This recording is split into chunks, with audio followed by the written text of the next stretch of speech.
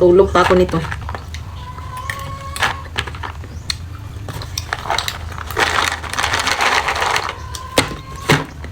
Kut-kutin. Mali.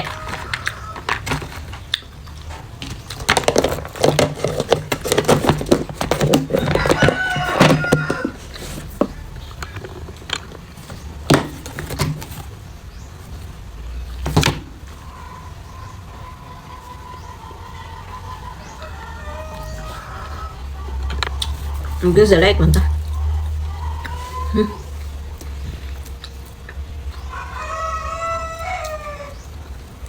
Namiss ko ang pako. Ay, may nakapasok na langaw.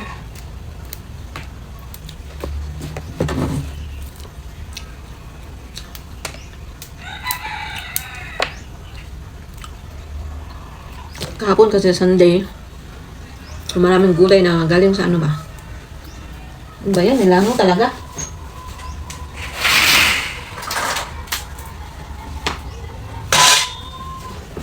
Buksan natin para lumabas. Maraming gulay na mga galing sa bukid na gulay.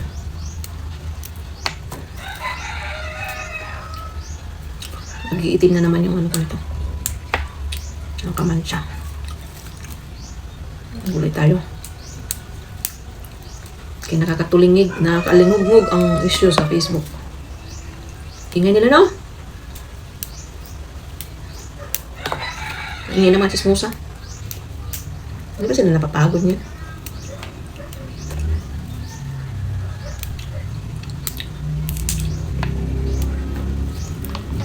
Issue. Let's go.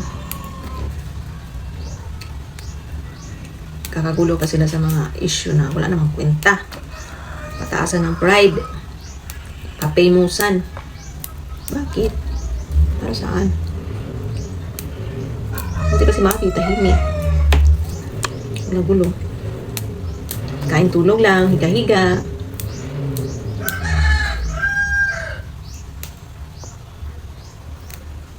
Pag hindi yung politika ang mag-iingay sa Facebook, no? Hindi politika, yung mga vlogger na feeling entitled talaga. Feeling sikat, feeling famous talaga. Mga mataas na kay-ihi ba? Feeling na talaga, feeling entitled na sila sa tigok ka. Social media. Ay nako. Talaga naman. 11:30 na. Di sana ako magluluto. Akala ko mayroon pang ulam na tira. Kunti na lang pala. Ang sayang din to, baka masira lang tong pako. Malaya to pag patagal-tagalin pa.